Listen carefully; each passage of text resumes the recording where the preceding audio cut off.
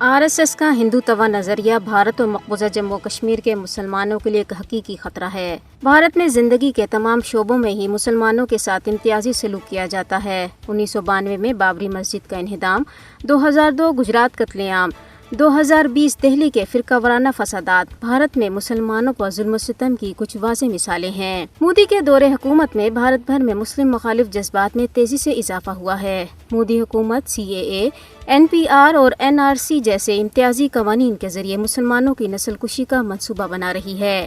بھارتی ریاستوں نے الگ مسلمانوں کی مذہبی آزادیوں کو محدود کرنے والے قوانین منظور کیے ہیں۔ مودی حکومت بھارت میں مکمل طور پر ہندوتوا بالادستی چاہتی ہے۔ بھارت میں مودی کی فاشسٹ پالیسیاں ہٹلر کی یاد تازہ کرتی ہیں۔ ماہرین پہلے ہی مقبوضہ جموں و کشمیر اور بھارت میں مسلمانوں کی نسل کشی کے بارے میں خبردار کر چکے ہیں۔ مودی حکومت کا انتہا پسندانہ ایجنڈا جنوبی ایشیائی خطے میں امن کے لیے حقیقی خطرہ ہے۔ حال ہی میں امریکہ کے کمیشن برائے بین الاقوامی مذہبی آزادی کے اراکین نے بھارت کے بارے میں ایک سماعت کے دوران مودی حکومت کے تحت مذہبی اقلیتوں پر منظم طریقے سے ظلم و ستم پر تشویش کا اظہار کیا ہے۔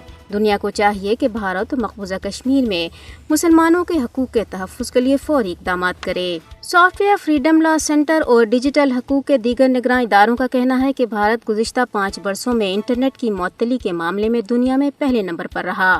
بھارتی حکومت انٹرنیٹ سروس معطل کرنے کے علاوہ مخصوص ویب سائٹس کو بلاک اور مواد ہٹا دیتی ہے۔